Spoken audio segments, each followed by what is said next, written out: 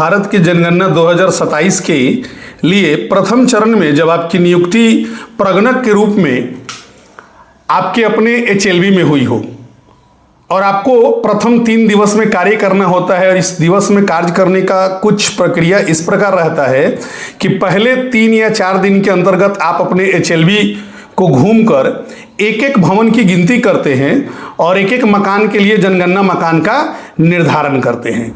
तो आज की वीडियो में हम देखेंगे कि हम किस प्रकार अपने एचएलबी में घूम घूम के जनगणना भवन की नंबरिंग करेंगे और किस प्रकार उनका हम नंबर डालेंगे। तो आइए वीडियो को शुरू करते हैं। तो जैसा कि आप सभी अपने स्क्रीन पे देख रहे हैं कि यहाँ पे हमने कुछ संभावित जनगणना भवनों और जनगणना मकानों का कुछ छायाचित्र लेकर आपकी समस्या को समाधान करने का प्रयास किया है।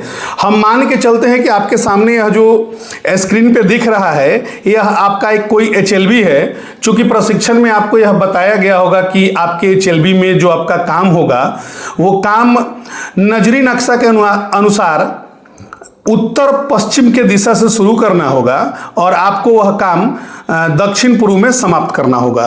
तो जैसे कि आप ये देख रहे हैं कि ये हमारा ऊपर में नॉर्थ होता है, नीचे में साउथ होता है, इधर ईस्ट है और इधर वेस्ट है। तो हमारा काम इस डायरेक्शन से यहाँ पे शुरू होगा। तो आइए इसको हम शुरू करते हैं। हम देख रहे हैं इस वाले घर में हम देख रहे हैं कि यह एक पारिवारिक मकान है और इस पारिवारिक मकान में प्रवेश द्वार एक ही है। तो इस स्थिति में हम यहाँ पे सबसे पहले इसका CN 1 डाल देंगे। यहाँ जनगणना भवन को हम लोग CN से डिनोट करेंगे और यहाँ CN डैश देकर हम यहाँ पे 1 डाल देंगे। ये हमारे HLB का प्रथम जनगणना भवन है और इस भवन में हमको ये पता चलता है, बात करने पर यह पता चलता है कि इसमें कोई एक ही परिवार निवास कर रहा है। तो जब इसमें एक ही परिवार निवास कर रहा है तो इसमें जनगणना मकान की संख्या एक ही होगी और वह जनगणना मकान जो होगा वह हमारा आवासीय होगा। मैं आपको यहाँ पे एक बात बता दूं कि आप जितने भी जनगणना भवनों पे नंबरिंग करेंगे तो सभी जनगणना भवन एक जनगणना मकान होते हैं। अब वो ये हो सकता है कि जनगणना भवन जो होगा वो आवासीय भी हो सकता है और गैर आवासीय भी हो सकता है। इस क्रम में ये जो हमारा पहला जनगणना भवन है जिसको हम लोग CN 1 से यहाँ पे डिनोट किए हैं, तो CN 1 का मतलब हुआ कि यह हमारा प्रथम जनगणना भवन है। और चूंकि इसमें हमारा जनगणना मकान भी एक ही है तो प्रत्येक जनगणना मकान के लिए जो हमारा सीरियल होता है वह ऐप जनरेट करता है और 4 अंकों का होता है 0001। तो अगर यह पारिवारिक है तो उस स्थिति में यह हमारा पहला जनगणना मकान 0001 डिनोट हो जाएगा। इसको भी हम अगर चाहें तो लिख भी सकते हैं या नहीं भी लिख सकते हैं। अब इसके बाद हम इस मकान की अगर बात करें तो हम देख रहे हैं कि यह भी एक एकल परिवार का मकान लग रहा है। तो तय बात है कि जब यह CN 1 होगा तो ये हमारा जो होगा वो CN 2 हो जाएगा। और चूंकि इसमें भी एक ही परिवार बिलोंग करता है तो यहाँ पे ये हमारा जनगणना मकान संख्या जो होगा वो 0001 हो जाएगा और यहाँ पे जनगणना मकान संख्या हमारा 0002 हो जाएगा। इस प्रकार आप देख रहे हैं कि हमारे HLB में यह CN 1 हो गया और यह CN 2 हो गया और यहाँ जनगणना मकान 0001 हो गया, यहाँ जनगणना मकान 0002 हो गया। आगे बढ़ेंगे तो हम ये देख रहे हैं कि ये वाला जो हमारा जनगणना भवन है ये काफ़ी अच्छी स्थिति में है। तो ऑफिशियली सी बात है कि CN 1 है, CN 2 है, तो इसके बाद जो होगा वो हमारा क्या हो जाएगा CN 3 हो जाएगा। और CN 3 में हमको ये पता चलता है कि आप यहाँ देख रहे हैं कि दोनों का दो यहाँ पे इस जनगणना भवन में 2 अलग अलग पिटीशन दिख रहे हैं। तो यहाँ पर एक परिवार रहता है और यहाँ पर एक परिवार रहता है, यानी इसमें 2 सेंसस हाउस हैं, जनगणना मकान हैं और ये दोनों जनगणना मकान कुछ इस प्रकार हैं कि इन दोनों को एक दूसरे से कोई मतलब नहीं है। उस स्थिति में हम यहाँ 2 जनगणना मकान बनाएंगे और 2 जनगणना मकान बनाने की स्थिति में हमारा यहां ब्रैकेट में 2 लिख देंगे। एक बार आप फिर समझिए कि चूंकि इस भवन में 2 अलग अलग प्रवेश और 2 अलग अलग निकास हैं और यहाँ 2 परिवार अलग अलग स्थिति में रह रहा है, तो उस स्थिति में हमारा जनगणना भवन तो एक ही हो जाएगा, लेकिन जनगणना मकान जो होगा, हमारा सेंसस हाउस जो होगा वो हमारा 2 हो जाएगा। तो यहाँ पे हम लिखेंगे CN 3 और ब्रैकेट में 2। ब्रैकेट में 2 लिखने का मतलब ये है कि ये हमारा जो है यह 2 जनगणना अलग अलग मकान है, और तब इसकी नंबरिंग हम करेंगे तो चूंकि यहाँ नंबर 0001 हुआ है, यहाँ 0002 हुआ है, तो यहाँ पे 0003 और इस वाले के लिए 0004 हो जाएगा। अब हम आगे चलते हैं तो हम ये देख रहे हैं कि ये जो हमारी संरचना है यह किसी मंदिर की है। तो चूंकि मंदिर में कोई परिवार नहीं रहता है तो यह जनगणना मकान आवासीय तो नहीं होगा, लेकिन इसकी गिनती भी हम जनगणना भवन के रूप में करेंगे। तो यहाँ पे हमारा CN जो होगा वो 4 हो जाएगा। अब चूंकि प्रत्येक CN एक जनगणना मकान होता है, लेकिन वह जनगणना मकान पूजा स्थल के रूप में है या गैर आवासीय के रूप में है, तो यहाँ उसकी नंबरिंग लिखने की कोई ज़रूरत नहीं होती है। तो इसके लिए फिर जनगणना मकान जो होगा वो यहाँ 0005 हो जाएगा। अब यहाँ देखिए जनगणना भवन 4 हो गया, लेकिन जनगणना मकान कितना हो गया? 5 हो गया। अब इसके बाद हम कर यहाँ आते हैं तो हम ये देख रहे हैं कि यह एक 2 मंजिला मकान है। 2 मंजिला मकान में दोनों का एंट्रेंस बिल्कुल पूरी तरह अलग अलग है। इसका मतलब है या यहाँ के हमको जो मकान मालिक हैं, जो भी यहाँ के मुखिया हैं, उनसे बात करने पर यह पता चला कि इस भवन में 2 अलग अलग परिवार निवास करते हैं। तो यहाँ पे जनगणना भवन तो एक ही हो जाएगा जो कि हमारा CN 5 हो जाएगा, लेकिन चूंकि 2 परिवार अलग अलग स्थिति में यहाँ पे रह रहे हैं, उनका सब कुछ अपना खाना पीना रसोई सब कुछ अलग अलग है, तो उस स्थिति में हम यहाँ 2 जनगणना मकान दिखाएंगे और यहाँ ब्रैकेट में हम इसको यहाँ पर 2 से डिनोट करेंगे। यानी कि जनगणना भवन 5 में हमारे 2 जनगणना हाउस हो गए, सेंसस हाउस हो गए, और इनका नंबरिंग चूंकि यहाँ नंबरिंग 0005 तक हो गया तो यहाँ नंबर हो जाएगा 0006 और यहाँ नंबर हो जाएगा 0007। इसी तरह अब हम आगे बढ़ेंगे तो हम यहाँ देख रहे हैं कि यह जो हमारा जनगणना भवन है, यह जनगणना भवन 2 मंजिला है और 2 मंजिला जनगणना भवन है। और इसमें मान लीजिए तो ये चूंकि CN 5 है तो इसके बाद तय बात है कि यह CN 6 हो जाएगा। और यहाँ हमारे जो मकान मालिक हैं, जो भी इस जनगणना भवन के मालिक हैं, उनके ऑनर से बात करने पर हमको ये पता चला कि इस पूरे जनगणना भवन में 3 परिवार रहते हैं, लेकिन वो तीनों परिवार सिर्फ परिवार के रूप में अलग अलग हैं, सेंसस हाउस उनका एक ही है। तो उस स्थिति में इसमें हम एक ही सेंसस हाउस बनाएंगे और उस सेंसस हाउस का नंबर जो होगा वो हो जाएगा 0008 हो जाएगा।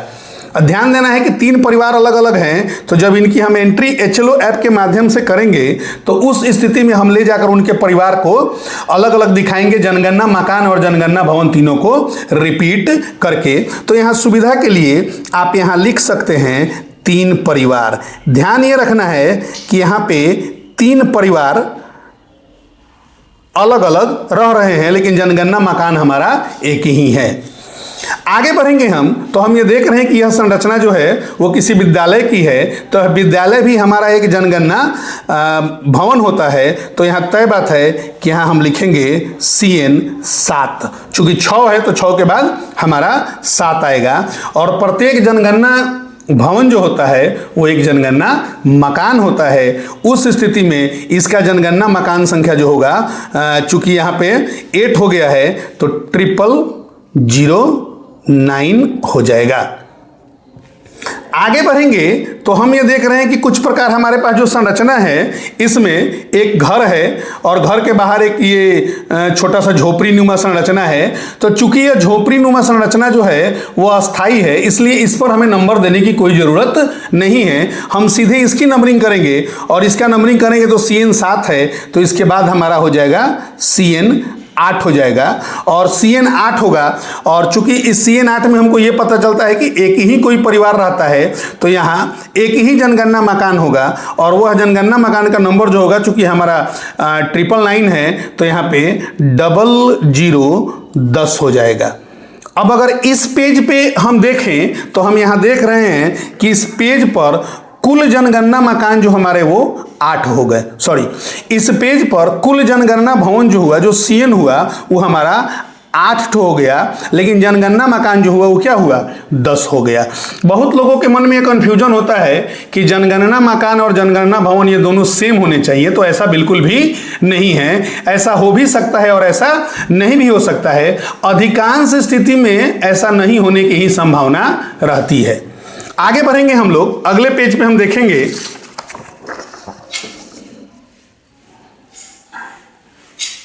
अब अगले पेज पे अगर हम बात करें तो ये अगला पेज आप देख रहे हैं कि यहाँ पे एक पंचायत भवन है, और चूंकि पंचायत भवन है तो चूंकि यह भी गैर आवासीय है तो यहाँ पे इसका सीएन जो होगा वो सीएन नंबर हमारा 8 तक सीएन नंबर हुआ है, तो ये सीएन नंबर जो हमारा वो 9 हो जाएगा। और सीएन नंबर 9 होगा, और चूंकि पीछे वाले में जनगणना मकान हमारे 10 थे तो यहाँ जनगणना मकान 0011 हो जाएगा। आगे इसी प्रकार हम बढ़ेंगे तो ये हम देख रहे हैं कि काफी एक बड़ा घर है, एक मुख्य निवास है, एक मुख्य गेट है जिसके द्वारा अंदर आया जा सकता है और जाया जा सकता है। तो पहले तो इसका जनगणना भवन नंबर हम डालेंगे, तो जनगणना भवन नंबर जो होगा हमारा 10 हो जाएगा। और यहाँ हमको ये पता चलता है कि इस पूरे बड़े भवन में 3 परिवार जो है वो पूरी तरह एक दूसरे से अलग अलग रह रहे हैं। अंदर में उनका मुख्य निवास है, और वो मुख्य निवास तीनों एक दूसरे से क्या है अलग अलग हैं, तीनों की अलग अलग रसोई है और तीनों एक दूसरे से अलग अलग निवास करते हैं। तो उस स्थिति में हम यहाँ 3 जनगणना मकान बनाएंगे, और यहाँ CH की संख्या हमारी 3 हो जाएगी। और उसका जब हम नंबरिंग करेंगे तो क्योंकि 0011 तो यहाँ पे हो गया है, तो यहाँ पे नंबर हो जाएगा 0012, 0013 और 0014। ये ध्यान ये रखना है कि हम जैसे ही कोई एक जलग जनगणना मकान बनाएंगे उसका नंबरिंग हमेशा 4 डिजिट से होगा, वो 0001 से शुरू होगा और कंटिन्यूअसली चलते चला जाएगा। आगे बढ़ते हैं, हम ये देखते हैं कि हमारे पास एक कच्चा मकान है और झोपड़ी नुमा है। तो कच्चा है चाहे पक्का है उससे कोई मतलब नहीं है, इसको हम लेकर जनगणना भवन के रूप में चिन्हित करेंगे, और यहाँ पे हम नोट करेंगे इसका सीएन जो होगा वो 11 हो जाएगा। और 11 जब हो गया, और चूंकि इसमें एक ही परिवार रह रहा है, हम यह मान के चलते हैं कि इसमें कोई एक ही परिवार है या एक परिवार नहीं है, यह बंद है, उससे कोई मतलब नहीं है। अगर बंद भी है तो यह एक जनगणना मकान होगा, और उस जनगणना मकान का जो नंबर होगा वो 0015 होगा। आप ये देख रहे हैं कि ये नंबर कंटिन्यूअसली आगे बढ़ते जा रहा है, ये नंबर यहाँ पे टूट नहीं रहा है। तो यहाँ तक हमने देखा कि जनगणना भवन जो हुए 11 हो गए, और जनगणना मकान जो हुआ वो कितना हो गया 15 हो गया। अगला जो आप स्क्रीन पे अपने देख रहे हैं, अब यहाँ देखिए, यहाँ का कंडीशन ये है कि नीचे कोई एक किराना स्टोर है और ऊपर जो है वो मकान है। चूंकि दोनों ही संरचनाएं एक ही जनगणना भवन में है, तो यहाँ जनगणना भवन जो होगा वो एक ही हो जाएगा, यानी कि यहाँ हमारा हो गया CN 12। अब यहाँ पे हम जब जनगणना मकान की बात करें तो दुकान की एंट्री आप देख रहे हैं कि बिल्कुल अलग है, और ऊपर उसके मकान की एंट्री भी क्या है अलग है। तो हम यहाँ 2 जनगणना मकान चिन्हित करेंगे, एक दुकान के लिए और एक इस मकान के लिए। और तब इसकी नंबरिंग हम करेंगे तो चूंकि 15 आ गया है तो ये वाला जो होगा वो 16 हो जाएगा और ये वाला 17 होगा। किसी के मन में है कि नहीं सर हम इसको 16 और इसको 17 करना चाहते हैं, तो भी कोई दिक्कत नहीं, आप चाहे तो इसको 16 इसको 17 बना दीजिए, चाहे इसको 16 और इसको 17 बना दीजिए। तो ये वाला हमारा हो जाएगा 0016, और ये वाला जो हो जाएगा वो 0016 और ये 0017। ठीक है। अब यहां देखते हैं, ये वाली संरचना हम देखते हैं। इस वाली संरचना को अगर आप ध्यान से देख रहे हैं तो एक आवासीय परिसर है, लेकिन इसका एंट्री देखिए, इसका एंट्री यहां है, इसका एंट्री यहां है। तो चूंकि दोनों का छत एक ही में है तो यहां CN जो होगा वो हमारा 13 हो जाएगा। और चूंकि 2 यहाँ अलग अलग जनगणना मकान बन रहे हैं, दोनों का एंट्रेंस अलग अलग है, तो यहाँ पे 2 जनगणना मकान हम यहाँ पे दिखा देंगे, CN 13 और ब्रैकेट में 2 लिखेंगे। अब इसके बाद चूंकि हमको मकान नंबर भी डालना है, तो मकान नंबर में हमारा यहाँ तक 17 तक की गिनती हो गई है, तो तय बात है कि ये होगा 00, ये 18 हो जाएगा, और ये 00 हमारा 19 हो जाएगा। ठीक है। आगे हम बढ़ते हैं तो हम ये देखते हैं कि कोई हमारा प्राथमिक स्वास्थ्य केंद्र है, चूंकि ग्रामीण इलाकों में इस तरह के भवन आप लोगों को मिलेंगे तो इनकी भी हम गिनती करेंगे और इस पर भी नंबर हम लोग डालेंगे। तो ऑफिशियली सी बात है कि इसका जो नंबर होगा वो CN 14 हो जाएगा। और चूंकि इसमें कोई अलग जनगणना मकान नहीं बनेगा, एक ही जनगणना मकान बनेगा, तो उस स्थिति में यहाँ एक जनगणना मकान हो गया। अब एक जनगणना मकान है तो आप लिख भी सकते हैं और नहीं भी लिख सकते हैं। तो यहाँ पे हम नहीं लिखेंगे तो, लेकिन उसका नंबर हम डालेंगे। तो चूंकि 19 तक की गिनती हमारी हो गई है तो यहाँ पे जो जनगणना मकान होगा वो हमारा 0020 हो गया। अब फाइनली हम अंतिम अपने HLB के अंतिम पड़ाव पे पहुंच गए हैं और हम यहाँ देख रहे हैं कि यहाँ जो जनगणना भवन है, इस जनगणना भवन में एक ही छत है। तो जनगणना भवन तो हमारा एक ही होगा, CN 15। तो CN 15 हो गया।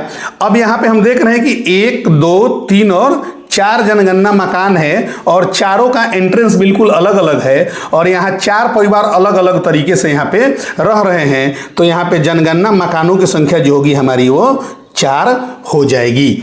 और इसका नंबरिंग हम करेंगे तो चूंकि 20 तक की नंबरिंग यहाँ पे हो गई है तो यहाँ वाले का नंबर हो जाएगा 0021, यहाँ हो गया 0022 और यहाँ हो गया 0023 और यहाँ लास्टली हो जाएगा 0024। इस प्रकार आप भी अपने HLB में इसी तरह जनगणना भवन और जनगणना मकानों की नंबरिंग कर सकते हैं। आपको यह ध्यान रखना है कि आपके द्वारा जो जनगणना का कार्य किया जा रहा है, इस जनगणना कार्य की महत्ता जो है वो इसी के ऊपर डिपेंड करती है। अगर आपने पहले 3-4 दिनों में अपने अपने HLB में घूमकर जनगणना मकानों की और जनगणना भवनों की गिनती बढ़िया से कर लेंगे और मार्किंग कर लेंगे, उस स्थिति में आपको HLO ऐप से काम करने में कोई परेशानी नहीं होगी। अब एक बार थोड़ा सा हम रिव्यू करते हैं। अभी तक हमने देखा कि 2 पेज पर हमने अलग अलग स्थितियों के लिए जनगणना मकान और जनगणना भवन की चिन्हित प्रतियां हमने यहाँ पर बनाई है। उस स्थिति में आप ये देख रहे हैं कि अभी तक हमारे पास कुल CN जो है वो 15 है। कुल CN जो है वो 15 हैं और कुल सेंसस हाउस जो हैं वो यहाँ पर 24 हैं। तो यहाँ पे कुल जनगणना भवन जो है वो 15 हो गए और कुल जनगणना मकान जो हो गए वो 24 हो गए। मैं आपको यहाँ बता दूं कि जब आप ऐप से काम करिएगा तो प्रत्येक जनगणना मकान के लिए ऐप में 34 क्वेश्चनायर हैं, यानी प्रत्येक जनगणना मकान के लिए आपको 34 क्वेश्चन करने हैं और उसी 34 क्वेश्चन का जवाब आपको HLO ऐप में देना है। आप इस वीडियो को पूरा अच्छा तरीका से 1-2 बार देख लेंगे तो आपको अपने HLB में घूम घूम कर जनगणना मकानों और जनगणना भवनों को चिन्हित करने में किसी प्रकार की कोई परेशानी नहीं होगी। उम्मीद है यह वीडियो आपको अच्छा लगेगा। यदि यह वीडियो आपको अच्छा लगे तो इस वीडियो को अधिक से अधिक लोगों को शेयर करें, लाइक करें और किसी प्रकार की क्यूरी हो तो हमें कमेंट में जरूर हमसे पूछें। हम